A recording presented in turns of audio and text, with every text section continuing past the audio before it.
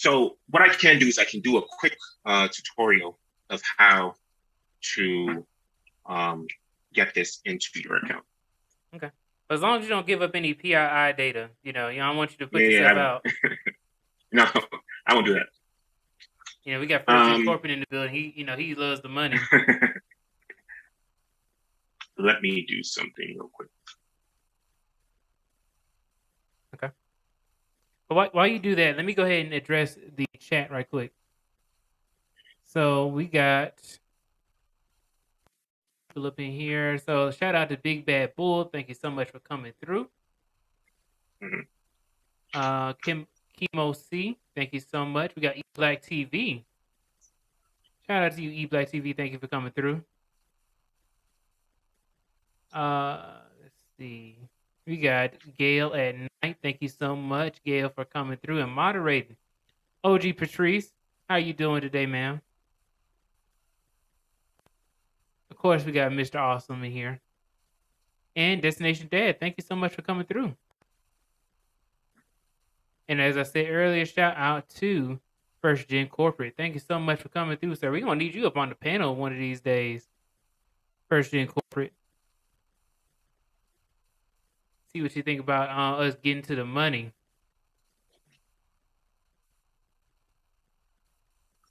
Oh, okay. I got you, First Gen. He says, lead attorney, silence face. Shh. Don't tell anyone. Right. Let me just set it up really quickly. Take like 30 seconds. Okay, that's fine. Let's see. Let me see what we got going on.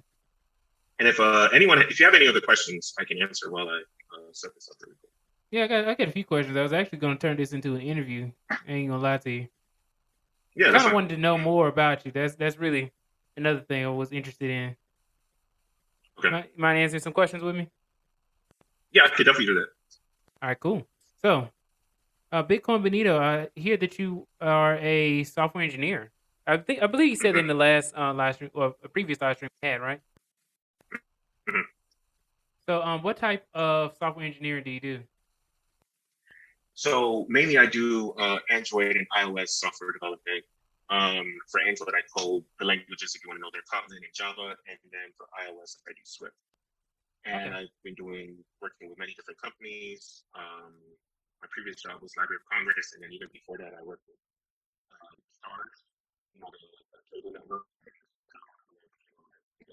So that was in Denver. I was working in it, and just many different places. Stars. I also worked with AT&T in the past too. So just many different companies. I was able to. Go ahead. Yeah, so I actually didn't learn it in school. I went to a boot camp for about 6 months because I did bioengineering at University of Maryland, but I couldn't really find a job. I didn't make as much money as I wanted to, right? Because I wanted like as much money as possible as soon as I graduated. So I was getting paid like maybe $20 as soon as I graduated, $25, but I wanted more money. So because of that, then I went to a boot camp and I was able to do software development and mobile development. And so I was able to get into software development. This was about 5-6 years ago. Okay. Did you find it harder getting into it, but having to go through college and then have to go through the boot camp, or did everything just kind of flow? No, it was definitely difficult going through boot camp because they pretty much took everything that you learned in 4 years of college and they squished it down into 6 months. So the boot camp, we would be there. We would constantly learn, and then we'll constantly have to release a mini project every 2 weeks for 6 months straight, nonstop. So it's trial by fire. And then we were constantly in there 12 hours a day. Sometimes you even spend like 16 hours a day there, constantly learning as much as possible. And even as a developer, I'm sure you know yourself. So that's 6 months of learning 12 hours a day. You learn a lot. And then as soon as you get on the job, you only use about maybe 25% of what you learn. Probably not even that. Yeah, even less than that, right? Because software development, there's so much to learn. It's so voluminous. And what you learn in school or even what you learn in boot camp, which is more than what you learn in college, is still nothing compared to the real world job. Because real jobs can have many different things that they want you to learn. it's just so many places to learn constantly. So you're constantly learning. Even as a developer right now, for 5 years, I'm still learning new things. I learn about a couple new things every single month, all the time. It never ends. But once you get confident in it, once you get rid of the what do you call it, imposter syndrome. Once you get rid of imposter syndrome, then you get used to it, and it gets easier for sure. Yeah, I believe you on that one because the imposter syndrome is no joke, man. You know, Yeah. and then with that is that would you advise people like, hey, if you're trying to go from one career to for development, would you advise going the boot camp route? Yeah, I definitely would advise going the boot camp route. My own was free because for the first like 3 months they took out 10% of my pay, and then the next 9 months they took out like 5% of my pay. So that's how I did. I got into the school for free, but then I had to pay back like a percentage of my pay for the next year. And then some of the boot camps, they want you to pay like $5,000, $10,000 up front. But a lot of people don't have that type of money. Even if they use a credit card, you know, a lot of people don't want to use that type of money for the boot camp. Mm-hmm. But I would say that if you can do that, the $10,000 that you pay for the boot camp is not hard because you'll be making so much money very quickly. Even as a junior developer, you'll still be making a lot of money. Yeah, and I don't know where exactly what area do you live in? Like, what you live on the East Coast, West Coast? Yeah, so I live in the Washington D.C. area. Okay. Yeah, College Park is like 15, 20 minutes from D.C. So my boot camp was like 20 minutes from College Park, and College Park is like 20 minutes from D.C. So they're all in the same area. And then even Baltimore's like 45 minutes from DC. So it's like two cities right beside each other, just tons of people, tons of opportunities there.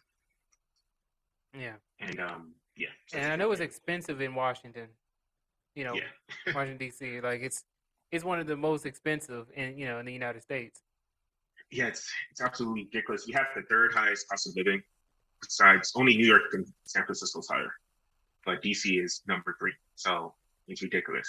The only good thing is that there's a lot of good jobs in the area. So, like I said, Baltimore has a lot of good jobs. DC has a lot of good jobs. So it's easy to find a job, but every single place that I was even looking for like a 2-bedroom apartment today, and in the nice areas, they're like for 2-bedroom, it's like $2,500 or $3,000 for a 2-bedroom apartment. It's ridiculous. You know what? I'm gonna ask you a question. I don't want you to give up your salary or anything like that. You know, I don't want to ask that kind of question, but in Atlanta, I know that when you are a junior engineer, you should be making close to around $65,000 a year, right, as a junior, and it can go less and go higher. I know some people who have been junior engineers and they made 50, right? So it really depends on your negotiating skills and also the company that you're working for based off their budget. But with that being said, I want to ask, like, what should a junior engineer expect to make in such an expensive area as Washington, D.C.?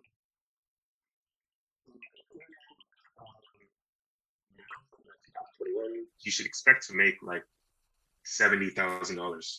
So this is someone that like just finished boot camp like I did, or you just graduated from college. Like literally, you're 22 years old, you finish college, you get out, you should be making about $70,000 your first year, and then it takes time for you to ramp up. After a year or two, then you can, if you negotiate hard enough and if you know what you're doing and if you could do good in the interviews, by like 2 years after, you should be making like 6 figures in the DC Baltimore area. It's a little bit less if you get into like West Virginia and Pennsylvania. It's less than that, but it's about 6 figures after like 2 years in the industry. Okay.